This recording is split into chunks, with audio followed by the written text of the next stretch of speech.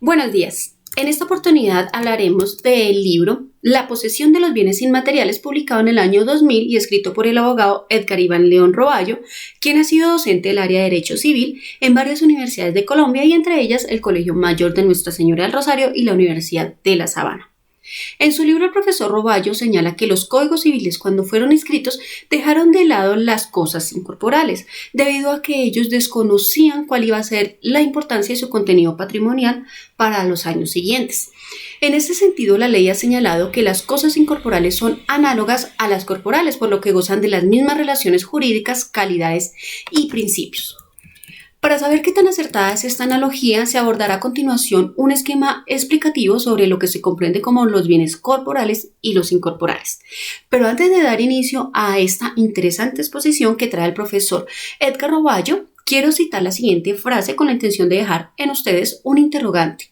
La frase es: hay quienes argumentan que la propiedad aparece cuando alguien la ocupa, pero cuando abandona la ocupación, la propiedad se va con la cosa. Los invito a resolver esta pregunta de manera individual una vez terminado este ejercicio explicativo. Ahora bien, en el ordenamiento jurídico, el legislador ha hecho una clara definición y clasificación de las cosas corporales gracias a las características naturales y jurídicas propias, las cuales se abordan a continuación. Para poder comprender claramente cuáles son estos elementos que recogen las cosas corporales, vamos a hacer una conceptualización de cada uno de los elementos. Entonces, la cosa. ¿Qué se comprende como cosa? La cosa es todo lo que tiene una entidad, ya sea corporal o espiritual, natural o artificial, real o abstracta, y que tiene unas cualidades que la diferencian de otras. Es decir, se trata de todo aquello que existe y que ocupa un espacio en la realidad, y estas a su vez son susceptibles para que sean conocidos por otros. En este caso tenemos tres formas de distinguir qué es una cosa o cómo diferenciarla. Entonces, la primera son las cosas físicas o materiales, que son también llamadas las cosas corporales. En este caso, estas cosas corporales corresponden a aquellas que se encuentran ubicadas en una tercera dimensión y que son susceptibles por los sentidos, es decir, que las podemos percibir, identificar, reconocer fácilmente a través de los sentidos. Las segundas son las cosas intelectuales o las incorporales. Estas son las que se trata de las ideas las cuales son creadas y percibidas por la razón humanas. Estas son las que aparecen en virtud de un proceso cognoscitivo de creación y que pueden estar o no basadas en la realidad. Ahora bien, según el diccionario de la lengua española, define el término incorporal como algo impalpable, que no se puede tocar. Dentro de los sinónimos se encuentran expresiones como intangible, que no se debe o no se puede tocar, inmaterial o incorpóreo, y por esto es claro que las cosas incorporales son aquellas entidades jurídicas que no se pueden enumerar entre las cosas corporales, por cuanto no son susceptibles a los sentidos. La tercera cosa son las cosas virtuales, que son las que están entre las cosas corporales y las incorporales. En esta categoría se intermedian las cosas corporales e incorporales, porque son unas características propias de este entorno o de esta cosa virtual. En ella se involucran elementos intelectuales que son los perceptibles con los sentidos, especialmente a la vista y en algunos casos por comandos de voz, en la medida en que los elementos informáticos son puestos en funcionamiento por la interacción de un individuo que ejerce directa o indirectamente sobre ellos. Es decir, estas cosas incorporables, que fue esa producción o esas ideas, se volvieron corporables a través de un elemento, que en este caso sería una pantalla, o sería de un elemento que permite entonces escuchar ese comando de voz. Por ende, entonces las cosas virtuales son una intermediación entre lo corporal y lo incorporal. Se podría decir que es la unión de ambas. Esta realidad surge desde los años 60 con la creación del computador, la evolución de la tecnología informática y el desarrollo de la multimedia, así como el Internet. Esta cosa es la que opera sobre el ciberespacio a través de un sistema computacional. Se trata de un universo paralelo en el cual las personas se encuentran, realizan negocios, adquieren bienes, reciben información, crean comunidades, construyen ciudades e incluso manifiestan sus sentimientos. Y como podemos ver, hoy en día las cosas virtuales son muy usadas por todos los individuos. Ahora vamos a abordar un marco jurídico con respecto a lo que son las cosas corporales y las incorporales. El jurista y académico Biondo Biondi, quien nació en Blonte, en Italia, en 1888 y murió en Milano, también en Italia, en 1966, señaló que las cosas materiales o las corporales son aquellas que al tener entidad material son perceptibles por los sentidos y ocupan una parte determinada del espacio. En este caso son, por ejemplo, una finca, la plata, el oro, una silla, un collar y otra innumerable cantidad de cosas. Para Scarelli, las cosas corporales son las que se pueden percibir inmediatamente con el tacto o al menos con los sentidos. Así pues, para ambos teóricos, lo intangible es lo antagónico a lo tangible, es decir, que no se puede tocar o percibir por los sentidos.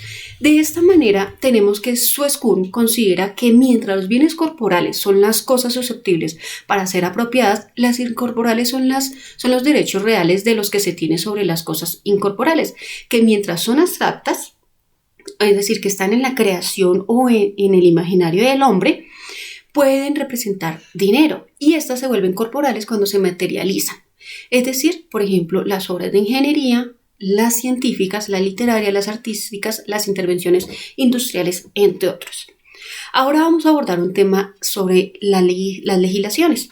En la legislación civil francesa se dividen las cosas en corporales e incorporales, puesto que las primeras son reales y percibidas por los sentidos, por lo que no se puede confundir las cosas con los bienes. Las incorporales no se pueden percibir, por lo tanto, no son cosas. En este caso, la legislación francesa indica que los bienes se pueden reconocer bajo 3 criterios. En este caso sería que poseen un valor económico de las cosas, la posibilidad de ser apropiadas o susceptibles de apropiación y pueden ser utilizadas por los sujetos de derecho para satisfacer sus necesidades. Sobre las cosas incorporales, algunos códigos civiles, como pasa con el chileno y el colombiano, establecen que estas son las concernientes únicamente a los derechos, los que también son llamados los patrimoniales, es decir, los derechos patrimoniales, es decir, los que se encuentran dentro del marco de los derechos reales y los corporales. Así lo señala el Código chileno en su artículo 576 del Código Civil de Chile y en el Código Civil de Colombia aparece en el artículo 664. Y esto es algo lógico, ya que se tiene claro que lo corporal es aquello que se puede tocar o percibir con los sentidos, mientras que lo incorporal es lo contrario, ¿correcto? Otro tipo de derechos, como son la cosa incorporal, son los derechos fundamentales, que son los que se apropian a través de recursos como el amparo, la acción de tutela, las acciones populares o de grupo. Es decir, que este tipo de derechos incorporales son los que encontramos en la Constitución. Así las cosas se suma a este otro tipo de cosas incorporales, como son las ideas, la cosmogonía, la construcción mágica e intelectual que se reflejan en los cuentos de los dragones o de Harry Potter u otra cantidad de construcciones imaginarias, las cuales generan un valor económico, son apropiadas de una manera abstracta y son usadas para satisfacer las necesidades de los sujetos de derecho, pero no son tangibles.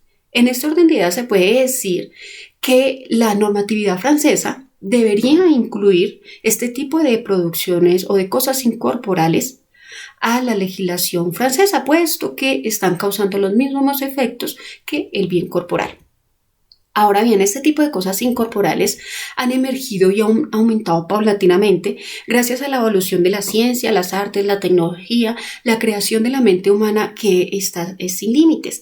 Y en su creación desdibuja lo corporal de lo incorporal, es decir, que esa diferenciación casi que va quedando desaparecida. Y esa es la función de la tercera cosa, que era lo que hablábamos de las cosas virtuales. Ahora bien, de esta manera Roballo afirma que así las cosas, los bienes inmateriales también generan costos y satisfacen necesidades como los bienes, y por ello deberían llamarse los bienes inmateriales, incorporales o intangibles.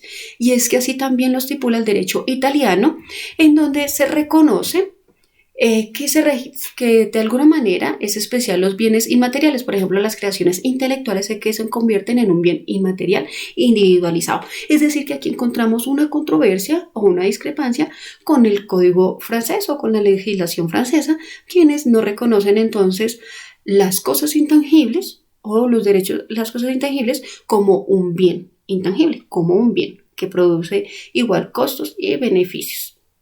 Ahora bien, vamos a la clasificación de los bienes inmateriales.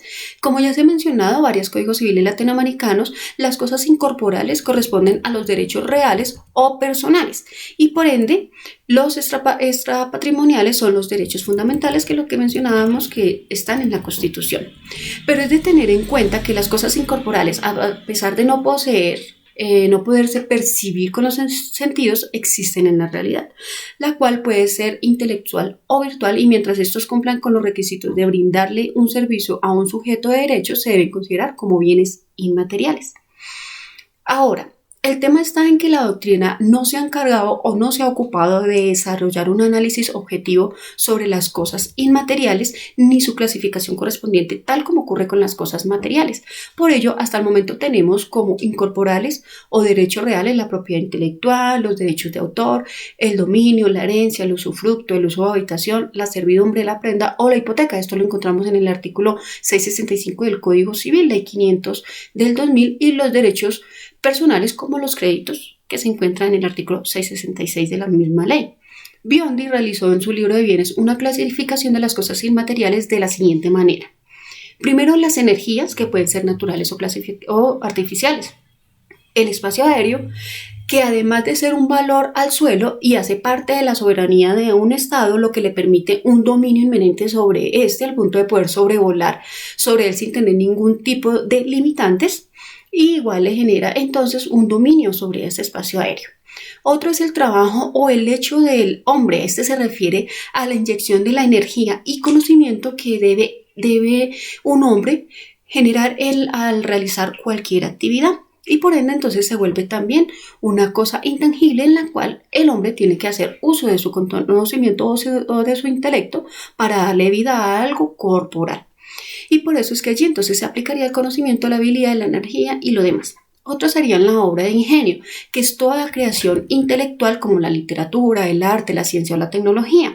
Las cosas corporales de ingenio se vuelven corporales cuando se funden en ellas y se produce un inicuo, es decir, cuando pasa de ser una idea que se está en lo intangible y al realizarse o materializarse pasa a ser algo tangible, y en ese momento adquiere una individualización, lo que le permite construirse en un objeto de relaciones jurídicas, y por lo tanto se habla de una propiedad, en la que entran a regular las leyes que disciplinan el modo de adquirir y de transferir la titularidad de aquellas cosas, o bien de paso que pasaron de ser intangibles a ser tangibles, o de lo incorporal a lo corporal. Otras serían las situaciones jurídicas o de hecho, y en ellas se incluyen aquellas como los contratos. Bien. En este caso, Tullio Ascherigi clasifica las cosas inmateriales desde las creaciones intelectuales y las distingue de tres maneras. Una sería las obras de ingenio, casi como lo dijo Biondi, que es aquella representación que tiene un valor representativo y genera un aporte al mundo de la cultura, como por ejemplo las obras artísticas, que su protección está regida por los derechos de autor. Asimismo, comprende que los inventos industriales es el uso de las técnicas que utilizan las fuerzas de la naturaleza con el propósito de satisfacer las necesidades humanas. En este caso, el bien protegido es el resultado industrial, más no es el descubrimiento, y por lo tanto se vuelven un derecho de propiedad.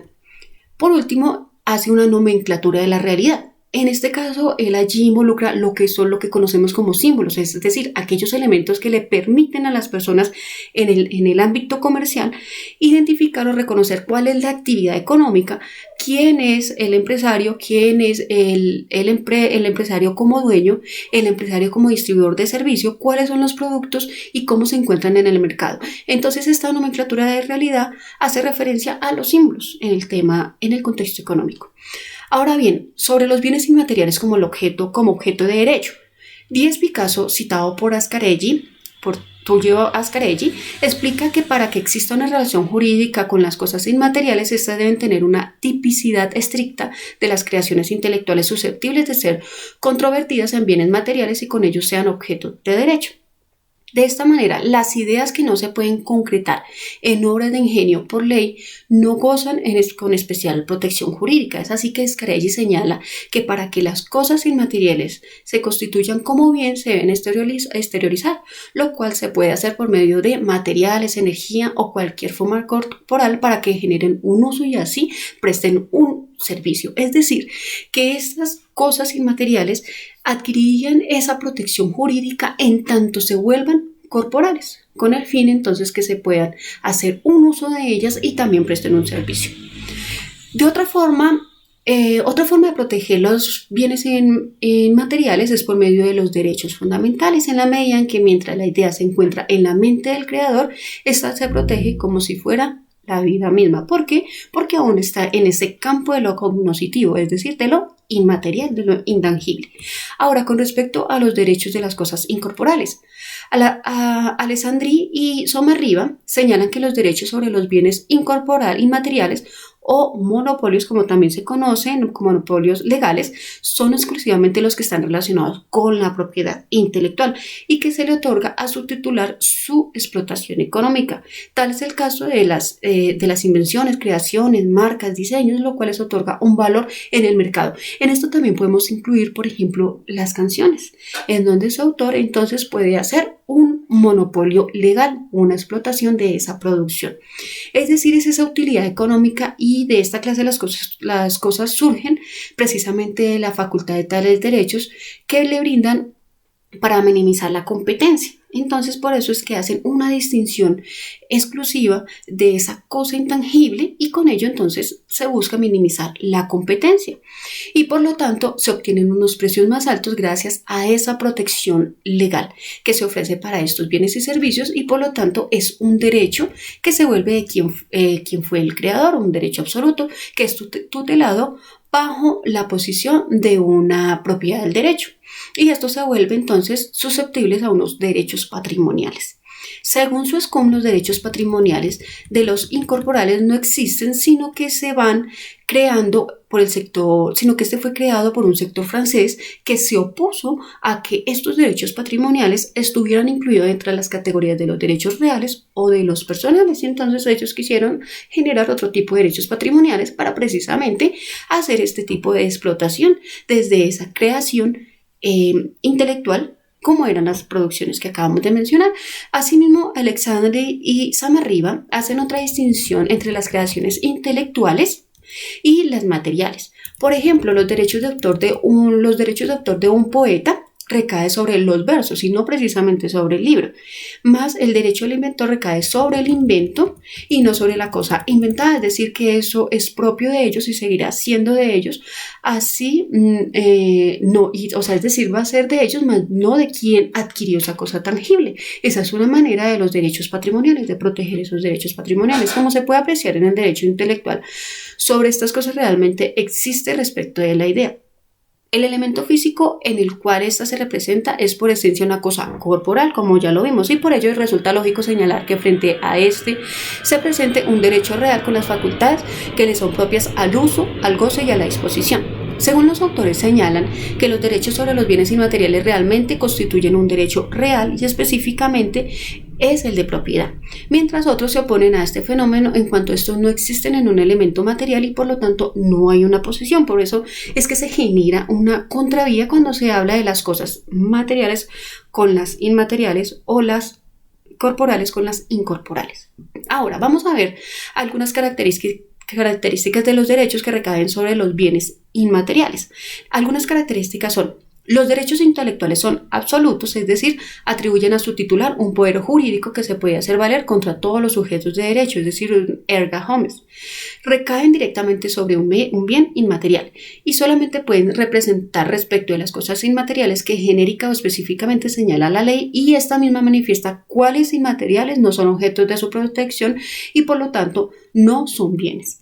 Ahora, ¿cuál es la importancia de los bienes inmateriales? Según Scarelli, los bienes inmateriales están relacionados con aquellos en los que tienen un tinte político, más que jurídico, pues como ya se mencionó, se revestía más una protección a ese bien, a ese derecho patrimonial, y por lo tanto su creador tenía el derecho absoluto de obtener una ganancia gracias a ese esfuerzo. Pero Ascarelli considera que como estos productos se vuelven una contribución al progreso cultural y tecnológico, estos deberían generar una utilidad para su creador solamente por un tiempo limitado, puesto que se convierte en un uso universal y público. De esta manera, al ser un producto cultural y técnico, debes tener una garantía limitada, puesto que puede pasar a ser aprovechada por otros terceros, y siendo así estaría rezagada a una explotación de que muchos la van a conocer y asimismo muchos las van a utilizar. En este caso, por lo tanto, si bien se justifica que por el esfuerzo personal del creador éste debe gozar de las utilidades como un bien inmaterial, entonces también se debería colocar un límite para ese mismo goce, puesto que cuando el creador divulga y es conocida ya por muchos esta creación, entonces esto ya no es de él solo, sino que se convierte de muchos y por ende ya deja de ser de un solo dueño, un solo creador para convertirse en muchos, cosa que es distinta con los bienes corporales, porque recordemos que un bien corporal, a menos de que se haga algún acto como él ve la tradición, entonces sigue siendo solamente de esa persona, de ese propietario. Esto ocurre cosa diferente cuando hablamos de unos bienes incorporales o en este caso los derechos patrimoniales. En esta misma medida se puede calificar que aquel que ha diseñado algo, pero para ello copió las ideas o aportes de otros y como resultado tuvo un trabajo final, en este caso la jurisprudencia lo que hace es una especial protección a esa producción final, puesto que lo que se considera que es tutelable es esa habilidad que tuvo la persona para concretar esa idea en algo muy concreto y conciso. Entonces lo que se protege es ese derecho de autor. Por eso es que Ascarelli afirma que es que esos derechos patrimoniales deben tener un límite, puesto que cuando ya son conocidos por muchos y utilizados por muchos para crear nuevas ideas, entonces deja de ser de un solo dueño o de una sola propiedad. Con respecto a la posesión, este tema tan trascendental se ha analizado desde el derecho romano, pues desde allí ya se traía este concepto como esa relación jurídica de titularidad que tiene un sujeto de derecho respecto a los bienes físicos y materiales que tiene a su disposición. Por ello es necesario tener claro unos puntos con respecto a la posesión. Primero, ¿cuál es la definición y la importancia de la posesión? La posesión revela esa existencia de un derecho real que en lo general está ejercido por un dueño o titular de un derecho. Como diría Artuaga, el hombre es propietario porque poseyó primero, y es posible imaginar que por su posesión llegó al hombre mediante el ejercicio objetivo del dominio. Entonces la posesión está relacionada directamente con el dominio. La posesión es un poder sobre las cosas mediante la relación fáctica que existe entre el individuo y el bien, puesto que el poder que se tiene sobre la cosa no es jurídica sino material. O en este caso, pues no es intangible, es tangible, y por eso es la posesión. En el derecho romano, la posesión se externalizó en el derecho real de la propiedad y por eso recibió el título de poseedor. Vamos a ver algo de antecedentes con respecto a la posesión. La posesión existe desde cuando el ser humano se apoderó de una cosa y manifestó ser dueño de esta a través de la protección que le daba a dicha cosa. Y desde allí empezó a ejercerse entonces ese derecho propio de la posesión. En este caso entonces, en la posesión romana se distinguen tres tipos de posesiones, que es la simple, de tenencia o de detención de la cosa, la cual carecía de protección jurídica especial. La otra es la situación de poder sobre una cosa, la cual era protegida a través de unos interdictos. Y la otra es una situación de señorío de hecho sobre una cosa que además de estar protegida por estos interdictos podía llegar a convertirse en una propiedad en virtud de usucapión o que también se conoce como la prescripción, que puede ser prescripción adquisitiva. En este caso, como lo señala Cortés, entre los romanos la posesión era un atributo al derecho del dominio, la cual era ejercida por el dueño de la cosa o quien pretendía hacerla. En este mismo caso, la posesión germana o en el derecho germano se conoce con el nombre de Heuere. Ese es el nombre que se le da a la posesión, Heuere, y hace relación al señorío jurídico sobre los inmuebles, es decir, una toma de posesión en la que se protege a quien ostente esa titularidad con una situación que puede explicarse como la legitimación del respecto al derecho real que tiene sobre esa propiedad o sobre ese bien.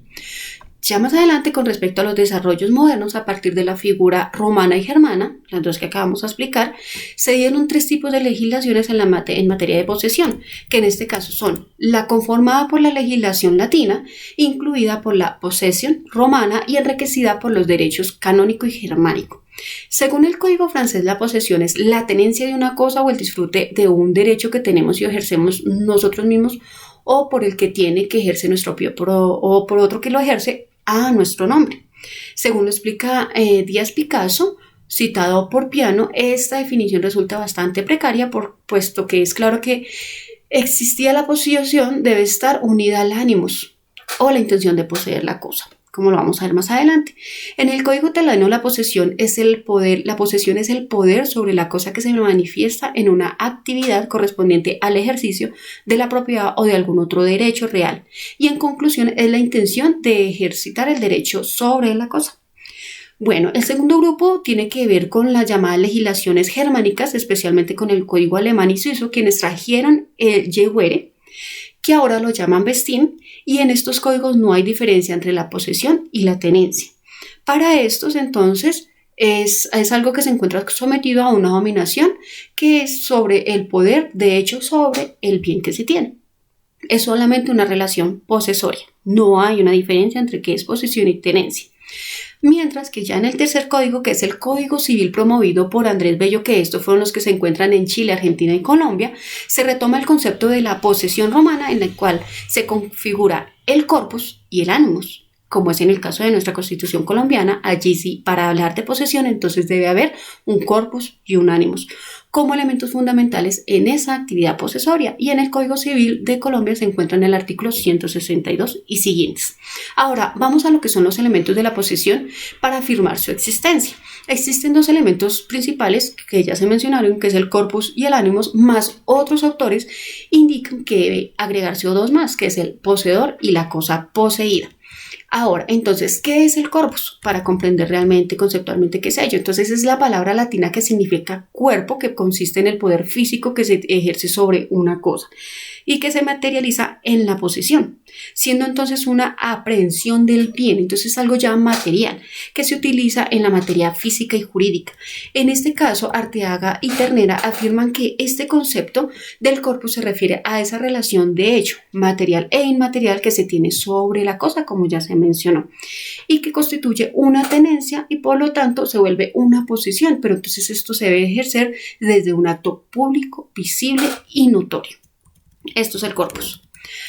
Ahora bien, si citamos a Velázquez, la posesión no es el mero contacto material, sino es ese acto de voluntad de señorío sobre el bien, y es esa voluntad de tenerlo. Por lo tanto, el corpus puede realizarla el poseedor de forma directa o por interpuesta persona, que en este caso es cuando nosotros hablamos de que se ha dejado en tenencia, ¿verdad? Porque en tenencia entonces ya otra persona reconoce que existe un propietario con relación a ese bien.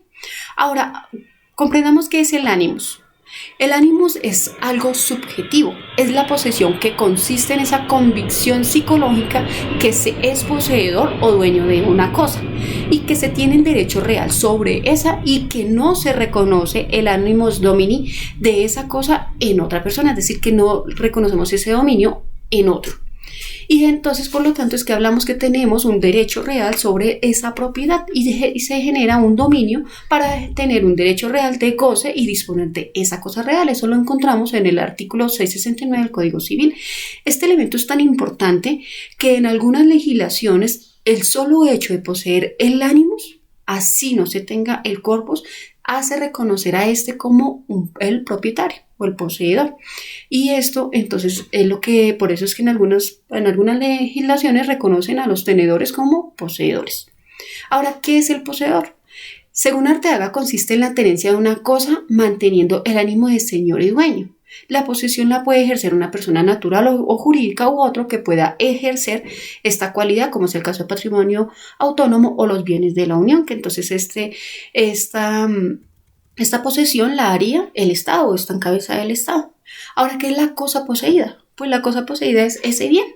el bien sobre el que operan estos hechos constitutivos de posesión y de dominio, y se debe comprender que son las cosas poseídas sobre aquellos bienes que se encuentran en el comercio y que son susceptibles de apropiación para los particulares. Es decir, que hasta aquí estamos hablando de las cosas corporales o de los bienes corporales. Ahora, para identificar qué cosas son poseídas, entonces Díaz y Picasso estipulan dos criterios para poderlas identificar. Uno es la posibilidad material de que las cosas puedan ser sometidas a la voluntad del individuo, y dos, que jurídicamente tienen la potencialidad de ingresar al patrimonio de dicho sujeto. Así las cosas, aquellas cosas que no tienen estas cualidades, no se pueden aplicar la calidad de posesión, es decir, que no aplica para las cosas incorporales. Y como lo vamos a ver más adelante. Entonces, para poder poseer una cosa, el poseedor puede ejercer hechos positivos, que son aquellos que dan derecho de dominio en cualquier forma que uno se pueda imaginar, y siempre que no esté prohibida por la ley ejercer tales actos sobre el bien concreto que se pretende poseer, como es el caso de las prohibiciones de la posesión sobre los bienes de la unión. Estas son limitaciones que coloca la ley, en donde no se puede ejercer ningún tipo de posesión. Ahora, ¿qué pasa con las posesiones inmateriales? Las posesiones de las cosas incorporales, como ya se ha mencionado, Biondi precisó la diferencia entre las incorporales y las corporales.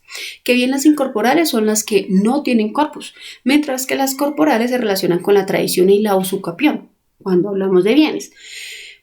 Sobre esto se puede ejercer actos de traslatio de dominio o actos de venta y adquisición. Son traslativos de dominio, venta y adquisición. Por lo tanto, la posesión sobre las cosas incorporales solo puede recaer sobre sus propias características y vicios, como pasa con las cosas corporales. Pero como las incorporales carecen de corpus, no se puede hacer una referencia posesión sobre estas como una tenencia material, y por lo tanto ese tipo de posesión debe comprenderse como algo sui generis, es decir, aquello que no es exactamente como lo que se designa, sino que puede llegar a ser algo distintivo, como lo que ocurre con las normas de propiedad intelectual. Algunas de las razones por las cuales no se puede hablar de posesión de los bienes inmateriales es que no pueden ser usados por varias personas a la vez, sino que hay un goce exclusivo y no se puede catalogar como objetos auténticos o genuinos de los derechos reales, y sus relaciones jurídicas no pueden ser iguales y análogas a las cosas corporales. Es de allí donde nace la importancia de hacer una distinción y clasificación clara de qué son las cosas corporales de las incorporales, o los bienes corporales de los incorporales. Ahora, Arteaga aclara que la posesión no solo se da de manera material en el corpus, sino que también puede ejercer de forma inmaterial, por ejemplo, en la celebración de un contrato entre un editor y quien escribió el libro. Pero esa postura de Arteaga, entonces, Díaz Pisano la rechaza, puesto que él considera que ese tipo de ejercer posesiones, para ejercer esa posesión, entonces esto no es algo sano, por ende es algo negativo. Arteaga entonces dice que cuando se hace este tipo de contrato se vuelve algo positivo, ¿verdad? Pero para Díaz Picasso no es así, por lo tanto esa propiedad tiende a ser una usurpación de tipo negativa. Ahora, ¿qué pasa con la posesión de los derechos? En este caso, Valencia y Ortiz afirman que el acreedor es poseedor de su crédito y titular del mismo, que en este caso lo que estamos hablando de los derechos reales y de los derechos personales. En este caso estamos hablando de esos derechos personales. El acreedor es poseedor de su crédito y titular del mismo, así como el usufructo. En el usufructo, el poseedor de su derecho es ese usufructuario y es el titular de ese derecho. Recordemos en este punto que los créditos son un objeto personal, como ya se mencionó, que están en el artículo 666 y que hace parte del Código Civil en el artículo 664 sobre las cosas incorporales, y que esto solo pueden reclamarse a ciertas personas, es decir, a aquel que tiene ese crédito. Mientras que en el usufructo se encuentra en el artículo 823 y se trata de ese derecho real de gozar de una cosa con cargo de conservar su forma y su sustancia para luego restituirla a su dueño de la misma forma en que se le fue entregado. Ahora, que si esta cosa es fungible, entonces el que está haciendo usufructo debe pagarla y devolverla a su dueño de la misma cantidad o cualidad según hubiese sido el género. Por lo tanto, el derecho real son los que se pueden reclamar sin intermediar otra persona, como son el dominio, la herencia, el usufructo, la habitación, la prenda, hipoteca, etc., que, como se mencionó antes, está en el artículo 665 del Código Civil. Ahora, sobre este particular, Valencia y Ortiz señalan que no existe una misma consecuencia jurídica entre lo corporal y lo incorporal, puesto que en las primeras el poseedor puede ejercer acciones reivindicatorias, ¿verdad? Cuando estamos hablando de un bien corporal, entonces el propietario puede ejercer una acción reivindicatoria o posesoria sobre ese bien, en caso que lo haya perdido por usucapión. Pero esto mismo no sucede cuando hablamos de unos bienes incorporales. Entonces allí es donde se encuentra, donde está Valencia y Ortiz están en desacuerdo con respecto a que se haga una similitud o analogía de las cosas corporales y de las incorporales, puesto que si hablamos de usucapión, entonces en las cosas incorporales no se puede decir de que se va a hacer una prescripción de la misma manera, de una forma ordinaria o extraordinaria, como pasaría con las acciones de reivindicación o posesores que encontramos en el artículo 25-27 del Código Civil. Por tal manera, Roballo afirma que en el derecho civil moderno todos los derechos son susceptibles de posesión, los derechos reales principales, los derechos accesorios, los relativos, los personales, los dominales y los de crédito. Ahora, recordemos que no sería tan viable en los derechos en los derechos incorporales el que se pudiera hacer una acción reivindicatoria posesoria, puesto que en un ejemplo que si alguien entonces no desea hacer un pago de un crédito, como lo vimos en los derechos personales, entonces allí no se podría pedir una acción reivindicatoria posesoria, porque entonces quien ganaría es el que tiene la obligación, ¿correcto? Entonces allí no aplicaría. Ahora vamos a la cuasiposición. Según Alisandri, Somarriba y Dojanicki, en el derecho romano la certidumbre y el usufructo se denominaban cuasiposesión. Y esto porque nunca se extendieron a los derechos personales, es decir, no se aplicó a los derechos reales. De aquí que para Biondi se debe hacer una separación de las cosas de acuerdo a lo que sí tiene o no manifiestan algo físico, y para establecer la regla general de lo corporal y lo incorporal. Algunos doctrinantes también se preguntan si realmente tiene algún sentido que se hable de posesión de cosas y de derecho, teniendo que ambas son totalmente diferentes, porque por un lado la posesión de las cosas corporales se refiere sobre ese señorío sobre las cosas. Aquí es donde entonces nos referimos a esa cuasiposición. Más la posesión de las cosas incorporales se logra a partir del ejercicio de un derecho, como ya lo vimos arriba, derechos fundamentales, derechos patrimoniales, derechos intelectuales, y por lo tanto sobre este tipo de posesión operan derechos diferentes a los de la propiedad. Ahora, sobre la prescripción de los bienes inmateriales. Cuando se habla sobre la prescripción se hace referencia a una usucapión, ¿correcto?, que es una posesión bastante reconocida y aplicada en los bienes corporales. Pero este tipo de adquisición no se puede aplicar precisamente a las cosas incorporales. Por ejemplo, en los derechos personales, que era lo que estaba mencionando antes, por cuanto en la falta del ejercicio no puede favorecer a un tercero, sino que siempre lo hace respecto al deudor, porque ya dijimos que en los derechos personales, entonces, por ejemplo, un crédito pertenece a aquel que adquirió tal crédito. Así que para que genere unas usucapión en los derechos personales se debe hacer uso de la remisión o condonación de la obligación correlativa, lo que solo beneficiaría al obligado, en este caso. Entonces, en este caso, en los bienes corporales, como lo que vivimos, entonces haríamos una reivindicación, ¿verdad? Pero en los bienes incorporales, lo que haríamos era una remisión o una condonación, lo que generaría entonces una pérdida para quien que otorgó el crédito y un beneficio para quien lo solicitó. Esto también podría pasar con los derechos de autor, puesto que según puede darse el caso que una persona se apodere de una creación, es decir, un bien inmueble, y lo haga suyo utilizando los mecanismos que la ley ejerce para su titularidad y así incorporarlos a su patrimonio. Y de esta creación, y así esta creación no sea suya. Y además de todo, se cumplan los plazos estipulados como pasan en las cosas corporales, ¿verdad? Y siendo así, está frente a un caso de usucapión de las cosas incorporales, de las intangibles. Y así como sucede con las cosas corporales, no se está ejerciendo un acto ilícito porque la posesión se generó a partir de una prescripción. Es decir, que en este caso podemos ver que también de alguna manera se puede dar una usucapión a partir también en las cosas inmateriales. Bien, en este caso se puede afirmar que el titular del derecho y el poseedor pueden adelantar acciones reivindicatorias y posesorias para atraer de regreso al patrimonio lo corporal o incorporal que se perdió por esa acción de la usucapión. Pero resulta que en el campo de lo incorporal, esto no está reglamentado en el Código Civil como sucede en los bienes corporales, y es por ello que recae sobre los jueces la responsabilidad de que a través de la jurisprudencia y mediante la sana aplicación de la analogía deban conducir la aplicación del derecho a estos casos, es decir, restituir a su dueño o a su creador aquellas creaciones que son de su propiedad intelectual y que han sido sustraídas o han sido quitadas por la acción de usucapión. ¿Por qué? Entonces recae sobre los jueces esta acción restitutoria, porque en el Código Civil no está reglamentado, como pasa con los bienes corporales. Ahora, ¿cuál es la diferencia entre usucapión y posesión de los bienes inmateriales? Que es importante hacer una diferenciación. Se debe precisar que una cosa es la posesión de las cosas incorporales y otra la usucapión de la propiedad intelectual, la cual en algunos casos se conoce como plagio o piratería.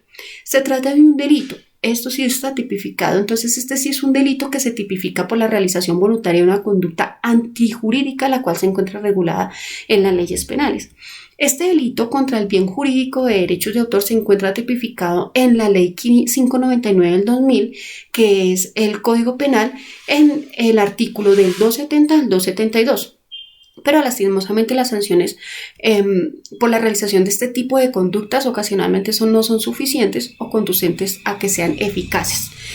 Por ello, para dar una mejor explicación sobre cómo se evidencia o se genera la usucapión de propiedad intelectual desde un punto de vista jurídico, se tiene que, este es un ejemplo, que en una obra literaria el autor plasma sus sentimientos, emociones y parte de sí, razón por la cual la información que allí se contiene está estrechamente relacionada con él mismo, y ocurre que el denominador poseedor intelectual utiliza las ideas de otros, pero cree que es el dueño de estas mismas.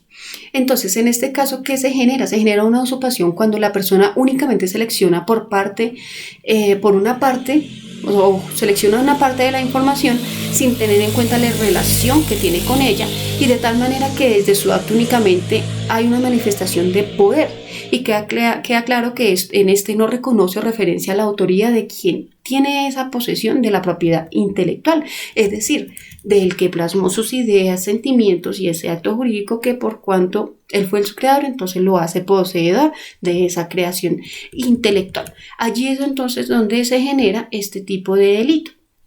Muy bien. Por último, entonces decimos que finalmente cabe aclarar que una cosa es la usucapión, en este caso de un bien inmaterial, y otra muy diferente es el hurto de la cosa material en la que aquel se encuentra contenido. En el primer caso, el creador se puede oponer a que se exprese de alguna manera generada o corta y se aproveche su utilización. Entonces él se puede oponer para que se utilice este texto y se haga una creación sin la debida licencia, pero no se puede oponer a que un tercero tome esa idea y aplique o exprese de una forma distinta tales ideas, y entonces ya vuelva a esa creación como algo suyo y ya se genera una nueva posesión. Entonces, ahora, ¿cómo existe la posibilidad de una destrucción o daño de la cosa material? ¿Es posible que esto pase o que contenga un bien inmaterial? Bueno, como ya se ha explicado, las cosas materiales es diferente de lo inmaterial porque poseen características especiales y propias de las que las hace distintas. Por ejemplo, no es lo mismo comparar la compra de un lote con la compra de una obra intelectual. Ahora, si existiera una destrucción de la cosa material, el dueño puede destruirla como mejor le parezca o en cuanto la ley así se lo permita, como lo permita, ¿no? Aunque esa conducta se enmarque en una teoría de abuso de derecho, de todas maneras el bien puede ser suyo hasta que algo cambie, como por los efectos de la tradición, la usucapión u otro evento. Mientras que en las cosas incorporales esto no aplica de la misma manera, puesto que la propiedad recae sobre su creador.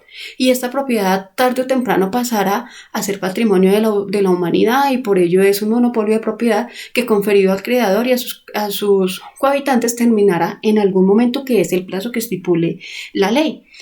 Así las cosas, la Ley 599 del 2000 tiene tipificado que quien cause este tipo de daños o deterioros incurrirá en un delito que es el que está en el artículo 265, y este hace referencia a las cosas corporales, situación que no aplica a las cosas incorporales. Por lo tanto, cualquiera que dañe o cause algún daño a este tipo de propiedad incorporal, esa conducta es atípica y por lo tanto no está regulada en el Código Penal, lo que significa que no puede ser clasificada como un delito. Esto genera que este evento sea contradictorio y hasta injusto según la legislación civil. Bueno, en este caso hemos terminado con este tema. Esperamos que hubiera sido de su agrado y con esto podemos concluir que definitivamente es necesario que la legislación regule de manera clara y clasificatoria cuáles son aquellas características y cualidades y reglamentaciones que rijan las cosas corporales de las incorporales. Por ende, podríamos decir que en el Código Civil y en el Código Penal se encuentra de alguna manera en deuda con esa clasificación de las cosas incorporales, porque como bien vimos, así como en el espacio, en la vida continua, están las cosas corporales, también existen las incorporales y por ende no se pueden dejar de lado. En este caso les habló Liliana Suárez para el grupo 164 de bienes y espero hubiera sido un contenido de su importancia y muy claro. Buenas noches.